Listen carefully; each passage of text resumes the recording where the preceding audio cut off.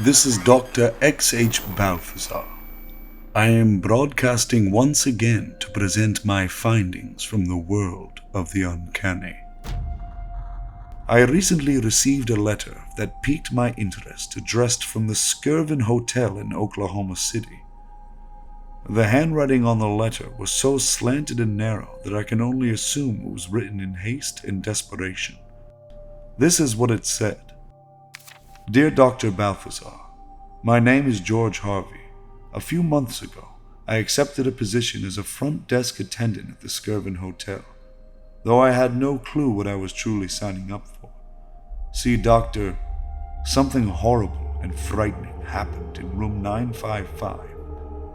Something too terrible to write here. These events have left behind a haunting presence in that room that makes itself known every single evening, and I simply cannot stand it anymore. Please come to the hotel and investigate the source so that it can leave the hotel in my mind. I have decided to take George's case and will be embarking to Oklahoma shortly to investigate this haunting.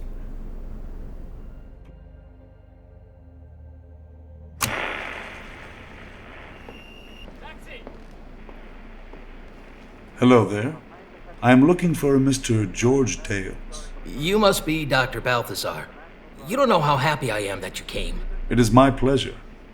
Tell me, George, is the hotel always in such a disheveled state? Pardon me, though. It smells as if something is decaying. It's been like this since I started. That's why no one really stays here. Interesting. If no one stays here, then why were you hired? I couldn't tell you. And believe me, there are times when I wish I'd never accepted the job.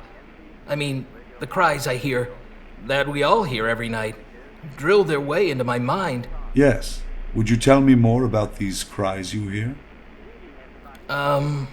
Is everything all right?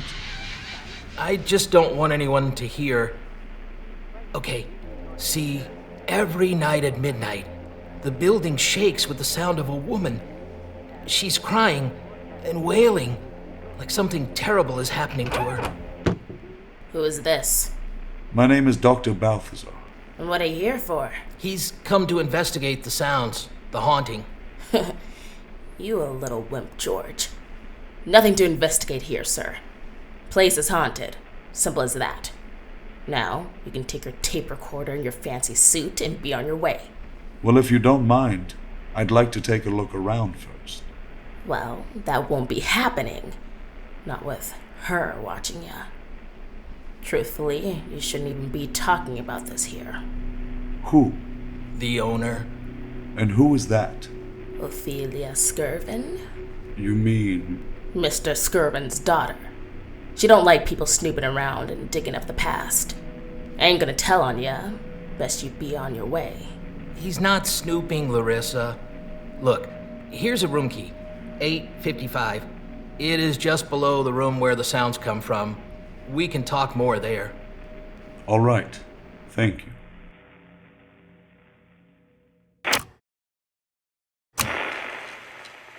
I am now in my hotel room, which is in a similar state to that of the hotel lobby. The window curtains are ripped and stained, and the windows themselves are so dirty that it is a challenge to see out of them. The bathroom is in similar shape. How odd that the owner cares so little to look after the hotel. George, Larissa. Hey, don't ever grab a lady. I'm sorry. I want you to tell him the story before midnight, before he hears the terrible sound. The story of the girl? Yes. See, she was a maid. So you're gonna tell it now, you little grub. No, Get yourself together and get me a damn chair, boy. Mind if I smoke in here? I would prefer that you did not. Well, I prefer a lot of things to be a lot of ways, but they ain't happening, Mr. Straight Suit. So, you're an investigator. Why's that? You get off to stories like this? One might say that I have an obsession with finding the truth. The truth? Must be hard to be obsessed with something that don't exist. All we have is stories. Well, I'd like to hear yours. Well, All right then. It was about 30 years ago. Back when my hair was still bright blonde and his teeth were still white. Business was booming. We had wealthy people from around the world staying here. Diplomats, generals, princes. Mr. Skirvin, the owner, had his pockets full.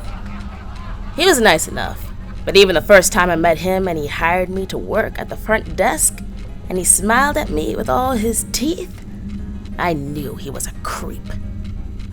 When he was talking to a lady, he spent more time looking her up and down than looking her in the eyes. So it wasn't really all that surprising when he took up with Effie. She was the ripe age of 20. Real pretty little thing. Sure, she was a maid. She was cleaning other people's messes, but she never had nothing but a smile on her face. Then one day she disappeared. Gone. Just like that. No one knew what happened to her until 9 months later. It was the middle of June, on a really scorching hot day. I mean, you get sunburned to sticking your neck too far out your window. I was checking out a family. Really nice looking. Bright eyes and smiles. And just as I'm about to say goodbye to them and wish them a good day, I hear splat! Something hit the pavement outside the hotel real hard. It was Effie. And in her arms, a little baby girl. Both of their heads broken open, bleeding all over the sidewalk. The sidewalks were so hot that their blood was simmering. Word was, and it seemed pretty clear, that Mr. Skirvin had knocked Effie up, and afraid Miss Skirvin and their daughter Ophelia would find out, he locked her in a room. Room 955. Could you imagine being trapped in there like that? Like some animal? Who knows what he was doing to her in there? Abusing her? Making fun of her? Or maybe he just kept her in there because he didn't have the guts to kill her himself. What a gruesome story. Tell me, Larissa, you saw these bodies with your own eyes? Well, no. But my co-workers did. I couldn't bear to look. But that didn't stop me from seeing Effie in my nightmares. Interesting. And how did Ophelia procure the hotel? It was passed down to her. If I was her, I wouldn't want to be reminded of what my bastard daddy did every day. Especially when everyone can hear Effie's terrible cries every night. Did the cries begin right away? Weird things was always happening around the place. But the screaming started when Ophelia bought it. Like her presence was hurting Effie's spirit. But I think it's wearing on Ophelia. How so? Mr. Skirvin was pretty on the outside, but he was rotten on the inside. Ophelia. Come closer. Ophelia has become rotten all over. Who might that be? Hello? Dr. Balthazar, a pleasure to meet you. Would you mind passing the phone to George, please? Hello?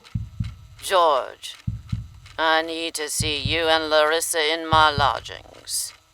Yes, Ophelia. We'll be right up.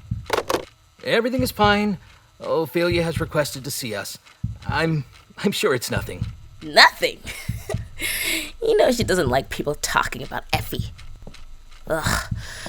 I shouldn't have opened up my mouth for you, little grub.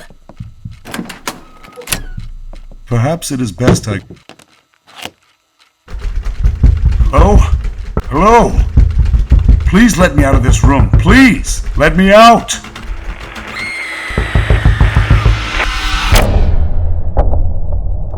The conclusion to these events will be in next week's episode.